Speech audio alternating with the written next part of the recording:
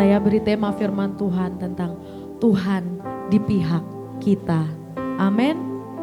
Tuhan terus ada di pihak kita. Mau badai naik, turun, gelombang kehidupan, proses kehidupan kita, Tuhan tetap setia ada di pihak kita. Tuhan terus mau ada bersama dengan kita. Walaupun kita kadang oleng, walaupun kadang kita lupa, tapi Tuhan tidak pernah lupa dalam kehidupan kita. Dia selalu setia menolong kita, membimbing kita. Karena sumber pengharapan kita datangnya daripada Tuhan. Kita buka dalam Mazmur 124 ayat yang pertama sampai ayatnya yang ke-8. Mazmur 124 ayat pertama sampai yang ke-8. Ini saya akan baca dari bahasa Indonesia masa kini Bapak Ibu Saudara sekalian. Kalau dalam terjemahan baru, perikopnya adalah terpujilah penolong Israel. Mazmur 124 ayat pertama sampai ayatnya yang ke-8, nyanyian ziarah Daud. Bagaimana seandainya Tuhan tidak memihak kita, hai Israel, jawablah demikian. Seandainya Tuhan tidak memihak kita waktu kita diserang lawan, maka kita sudah ditelan hidup-hidup oleh kemarahan mereka yang meluap-luap. Maka kita sudah dihanyutkan banjir dan digenangi air. Maka kita sudah mati tenggelam dalam pusaran air yang seram. Mari kita bersyukur kepada Tuhan sebab Ia tidak membiarkan kita dimusnahkan lawan. Kita seperti burung yang lepas dari jerat pemburu, jerat itu sudah putus dan kita pun lepas. Pertolongan kita datang dari Tuhan yang menciptakan langit dan bumi. Sama-sama katakan amin. Pertolongan kita satu-satunya hanya dari Tuhan Yesus. Dialah yang menciptakan langit dan bumi. Apalagi permasalahan kita. Apa yang tidak bisa Dia berikan jalan keluar. Semua bisa Bapak Ibu. Karena Dia sendiri yang menciptakan langit dan bumi ini. Kalau Tuhan yang bukan memihak kita. Kalau Tuhan yang tidak ada bersama dengan gereja ini. Kita tidak akan pernah bertemu Bapak Ibu. Sangat susah sekali mengumpulkan jemaat sekian banyak. Kalau bukan Tuhan sendiri yang kirim Bapak Ibu ke tempat ini. Dan kita bertemu. Itu kalau bukan Tuhan yang memihak gereja ini. Tidak adalah yang lain lagi. Cuma Tuhan yang ada bersama dengan gereja ini. Kalau Tuhan tidak ada bersama dengan kita, mungkin kita sudah kalah. Dengan setiap zaman yang ada. Kita sudah kalah dengan pergumulan kita. Kita sudah kalah dengan sakit penyakit kita. Kalau Tuhan tidak ada bersama dengan kita, kita tidak mungkin merasakan pertolongan yang besar dari Tuhan. Bagi Tuhan tidak ada yang mustahil. Bagi Tuhan tidak ada yang tidak mungkin. Semuanya bisa asalkan kita terus dekat kepada Tuhan.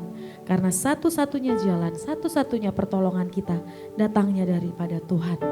Apapun posisi kita saat ini, kita yang bekerja di warung kelontong, mungkin kita yang menjadi driver online, mungkin ada ya Bapak Ibu ya kita tidak pernah tahu. Atau kita yang bekerja di kenegaraan, kalau Tuhan memberikan tanggung jawab yang besar itu, lakukanlah dengan penuh tanggung jawab. Dan hargailah setiap apapun yang sudah Tuhan Yesus berikan dalam kehidupan kita. Orang lain itu sangat menginginkan posisi kita yang sekarang. Tetapi karena Tuhan ada di pihak kita, tidak ada yang bisa melawan kita. Tidak ada yang bisa merendahkan kita. Gereja ini banyak sekali dicibir dan direndahkan orang. Tapi karena kami, setiap GC Pastor, setiap duta Kristus yang ada, kami percaya Tuhan di pihak kami. Gereja ini tidak akan ada yang bisa menutup Bapak Ibu. Kita akan tetap terus beribadah. Kita akan tetap terus terbuka untuk siapapun. Kita akan terus tetap melayani Tuhan. Apapun yang terjadi. Karena Tuhan ada di pihak kita. Hargailah, bertanggung jawablah. Keluarga kita. Mungkin kita tidak bekerja atau di keluarga kita saja. Hargailah setiap suamimu, istrimu. Oleng sedikit gak apa-apa, namanya kita manusia Bapak Ibu. Kita bisa oleng. Tapi karena kita ada Tuhan yang bela, kita pasti Tuhan bawa untuk lurus kembali. Betul Bapak Ibu ya? Musa Bapak Ibu, dia masih muda. Tapi Tuhan percayakan hal yang besar. Karena Tuhan ada di pihak Musa, anak yang sangat muda ini. Seperti kita, siapapun kita. Mungkin kita sampai berpikir siapa saya, sampai Tuhan percayakan hal ini. Yaitu karena Tuhan ada di pihak kita. Jangan pernah rendah diri Bapak Ibu. Karena Tuhan sudah angkat kita. Ingat kita berharga di mata Tuhan. Yosua 1 ayatnya yang kelima. Kita mau baca firman Tuhan ini. Yosua 1 ayatnya yang kelima. Aku akan menyertaimu seperti halnya dengan Musa. Tidak seorang pun dapat menghambatmu selama hidupmu. Aku tidak akan meninggalkan engkau. Pegang ayat ini. Tidak seorang pun dapat menghambat kita. Tidak seorang pun. Bahkan ketika di posisi kita yang sangat rendah, kita berpikir orang yang lebih dari saya bisa menghambat saya. Tapi kalau Tuhan ada bersama dengan kita, orang yang punya jabatan besar pun tidak bisa melawan dan menghambat kita. Kita akan terus berjalan dalam rancangan Tuhan yang ajaib. Karena rancangan Tuhan itu mendatangkan damai sejahtera, sukacita, dan bukan kecelakaan dalam kehidupan kita. Apa yang sulit bagi manusia, tidak demikian halnya bagi Tuhan. Bangkitlah dari setiap beban kita. Jangan terpuruk terlalu lama Bapak Ibu. Dengan apapun yang sudah terjadi, mari bangkit bersama dengan Tuhan. Karena Tuhan akan selalu ada dalam kehidupan kita. Apa yang menghambat kita menyadari bahwa Tuhan Yesus selalu ada di pihak kita untuk menolong? Yang pertama kita mau belajar bersama. Apa sih yang menghambat kita untuk menyadari bahwa pertolongan Tuhan itu selalu ajaib? Yang pertama karena kita terlalu fokus dengan masalah. Apalagi masalah di masa yang lalu. Patokan kita, oh karena masa lalu saya gagal, udah saya gak berani deh. Saya gak mau deh.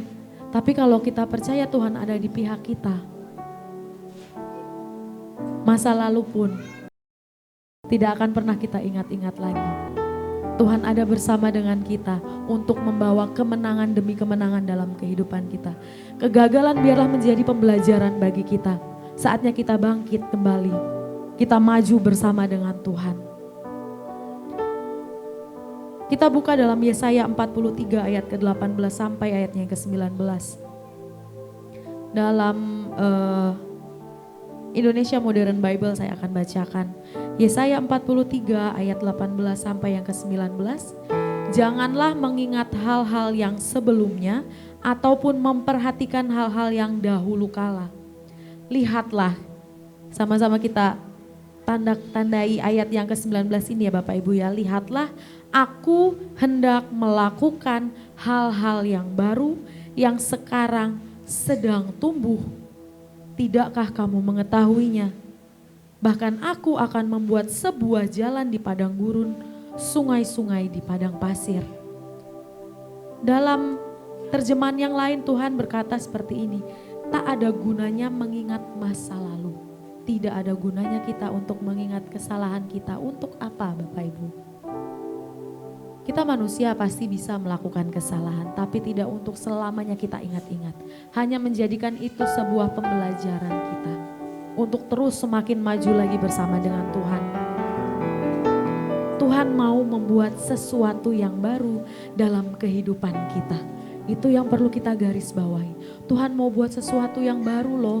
Jangan kita terlalu fokus pada masalah kita. Jangan kita terlalu fokus pada masa lalu kita. Karena ada sesuatu yang baru yang Tuhan sudah sediakan. Yang sekarang sudah tumbuh. Sekarang ini rencana Tuhan sedang berjalan dalam kehidupan kita. Dalam gereja ini, visi besar Tuhan sedang berjalan Bapak Ibu. Kita pikir apa bisa gereja baru mau 5 tahun sudah mau beli tanah. Bayangkan saja anak usia 5 tahun tiba-tiba dia sudah berpikir, aku mau kuliah seperti ini, aku mau bekerja seperti ini. Dia sudah punya pandangan akan masa depan. Tapi itu yang Tuhan taruh di gereja ini. Kamu akan membeli sebidang tanah. Tapi tidak hanya sampai di situ. sampai tanah yang baru itu. Bahkan Tuhan sudah menyediakan Christ Kingdom untuk gereja ini. Nama saja sudah ada Bapak Ibu. Tuhan sudah kasih. Apalagi hanya awal-awal kita membeli tanah. Apalagi setiap hutang-hutang kita mungkin. Atau permasalahan tentang pembiayaan sekolah anak-anak. Kehidupan kita, biaya kebutuhan sehari-hari kita. Tuhan pasti sediakan. Jangan terlalu fokus dengan masalahmu. Fokus saja dengan Tuhan. Karena Tuhan itu mau menyediakan sesuatu yang baru tentang kehidupan kita. Jangan terlalu fokus dengan sepinya salonmu. Jangan terlalu fokus dengan sepinya warungmu. Atau mungkin Bapak Ibu Saudara sekalian berpikir, kok anakku gak bisa berprestasi seperti anak-anak yang lain. Mungkin kita lihat sekarang belum.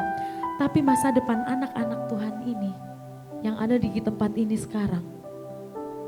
Masa depannya itu Tuhan mau buat cerah. Jangan pernah pesimis dengan apa yang keadaanmu sekarang. Dengan anak-anakmu yang terjadi sekarang. Karena Tuhan kedepannya akan membuat sesuatu yang baru untuk anak-anakmu. Janganlah terlalu berpikir terlalu jauh. Kalau pemikiran itu ternyata adalah sebuah permasalahan dalam kehidupan kita. Jalan saja bersama dengan Tuhan. Jangan terlalu fokus dengan masalah kita. Dengan masa lalu kita. Karena Tuhan mau menyediakan sesuatu yang baru. Untuk kehidupan kita, pekerjaan kita, masa depan kita, keluarga kita. Lalu yang kedua, apa yang menghambat kita untuk menyadari kalau Tuhan ada di pihak kita. Yang kedua adalah roh ketakutan dan kekhawatiran kita. Dikit-dikit takut, dikit-dikit khawatir. Jangan Bapak Ibu, itu yang menghambat kita untuk merasakan pertolongan besar daripada Tuhan. Tuhan mau kita berserah sepenuhnya kepada Tuhan. Kita buka dulu dalam 2 Timotius 1 ayatnya yang ke-7. 2 Timotius 1 ayat yang ke-7 begini bunyi firman Tuhan. Sebab Elohim tidak memberikan kepada kita roh ketakutan, melainkan kuasa dan kasih serta pengendalian diri. Sama sekali Tuhan tidak memberikan kita roh ketakutan untuk menghadapi masa depan kita. Tapi Tuhan memberikan kita kuasa. Bapak Ibu Saudara sekalian yang perlu kita sadari. Kuasa itu ada dalam kehidupan kita. Kuasa itu ada dalam lidah bibir perkataan kita. Di tangan kita juga punya kuasa. Kita semua anak-anak Tuhan kita punya kuasa. Bukan hanya kami berlima saja GC Pastor. Tetapi kita harus pede. Dengan doa kita, aku pasti diberkati Tuhan. Masa depan anak-anakku pasti cerah. Butikku pasti laku, salonku pasti rame, warungku pasti rame. Katakan itu terus Bapak Ibu setiap harinya. Setiap kita membuka toko, kita membuka setiap pekerjaan kita mulai pekerjaan kita. Saya ketika berangkat bekerja di hari Rabu di tempat ini, sebelumnya saya selalu berdoa, Tuhan Yesus, aku percaya pekerjaanku sepanjang hari ini bersama dengan Tuhan Yesus. Roh Kudus yang memimpin aku. Saya selalu mengucapkan doa berkat untuk saya sendiri Bapak Ibu. Karena saya percaya mulut perkataan saya punya kuasa yang besar. Tangan saya dipakai Tuhan juga punya kuasa yang besar. Bapak Ibu Saudara sekalian, ucapkan doa berkat untuk keluarga kita, anak-anak kita, keluarga besar kita. Di setiap doa kita, panggil nama satu-satu. Saya tuh belajar dari oma saya. Oma saya tuh selalu ketika doa pagi dia selalu sebut anaknya ada 7, mantunya ada 7, cucu-cucunya ada 12. Dia sebut satu.